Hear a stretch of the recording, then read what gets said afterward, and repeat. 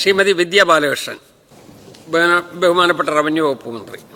Sir, Kozhikode Pavangad നിന്നും ഉള്ളിയേരി കുറ്റ്യാടി വഴി കണ്ണൂർ ജില്ലയിലെ ചൊവ്വ വരെ പോകുന്ന റോഡാണ് PUKC റോഡ്. സർ, ഈ റോഡ് കോഴിക്കോട് ജില്ലയിലെ മലയോര ഗ്രാമീണ മേഖലയിലൂടെ കടന്ന് കണ്ണൂർ എയർപോർട്ട് വരെ പോകാവുന്നതും അതുപോലെ തന്നെ വയനാട്, നമുക്കറിയാം എല്ലായ്പ്പോഴും വയനാട്ടിലേക്കുള്ള യാത്രയിലെ ചുരം താമരശ്ശേരി ചുരത്തിൽ വലിയ ബ്ലോക്കും പ്രതിസന്ധിയും ഉണ്ടാകുന്ന സമയത്ത് പ്രദേശത്തെ ആളുകളെല്ലാം ഒരു ബദൽ റോഡായി കണക്കാക്കുന്ന പ്രധാനപ്പെട്ട ഒരു റോഡ് കൂടിയാണിത്. പക്ഷേ ഈ റോഡിൽ നമുക്കെല്ലാവർക്കും അറിയാം വലിയ രീതിയിലുള്ള ഗതാഗത തടസ്സമാണ് പലപ്പോഴായിട്ട് കാണുന്നത്. നൂറുകണക്കിന് വാഹനങ്ങൾ കടന്നു പോകുന്ന ഈ പ്രദേശത്ത്, അത്തോളി പോലുള്ള പ്രദേശത്തൊക്കെ റോഡിന്റെ വീതി വളരെ കുറവ് കൂടിയാണ് സർ. ഈ റോഡിന്റെ വൈഡനിങ്ങുമായി ബന്ധപ്പെട്ടുകൊണ്ട് 2021 മുതൽ അവിടെ പ്രോസസ് സ്റ്റാർട്ട് ചെയ്യുകയും അതിന്റെ ആദ്യത്തെ റീച്ച് ആയിട്ടുള്ള പാവങ്ങാട് മുതൽ ഉള്ളിയേരി വരെയുള്ള 17 കിലോമീറ്ററോളം ദൂരം, ഈ ദൂരത്തിൽ ഏകദേശം 2021 തന്നെ മഞ്ഞക്കുറ്റി സ്ഥാപിക്കുകയും 5 വർഷം കൊണ്ട് ഈ റോഡിന്റെ പ്രവൃത്തി പൂർത്തീകരിക്കുമെന്ന് പറഞ്ഞുകൊണ്ട് അന്ന് നടപടികളുമായി മുന്നോട്ട് പോയതാണ്. പക്ഷേ ഇതുമായി ബന്ധപ്പെട്ട് ഇപ്പൊ അവിടുത്തെ ആളുകൾ 5 വർഷമായിട്ട് ഒരു അടിയന്തരമായ ആവശ്യം വരുന്ന സമയത്ത് ആളുകൾക്കൊരു സ്ഥലം വിൽക്കേണ്ട ആവശ്യം വരുമ്പോൾ അതിനുള്ള സാഹചര്യം പോലും ഇല്ലാത്ത ഒരു സ്ഥിതിവിശേഷമാണ്.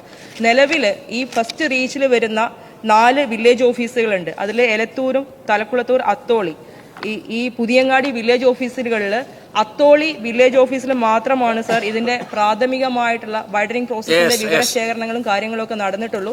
എത്രയും പെട്ടെന്ന് ഈ റോഡിന്റെ വൈഡനിങ് അക്വിസിഷനുമായി ബന്ധപ്പെട്ട വിഷയങ്ങൾ പൂർത്തീകരിച്ചിട്ട് റോഡിന്റെ പ്രവൃത്തി പുരോഗമിക്കണമെന്നാണ് ഈ ഒരു മുന്നിൽ അഭ്യർത്ഥിക്കാൻ.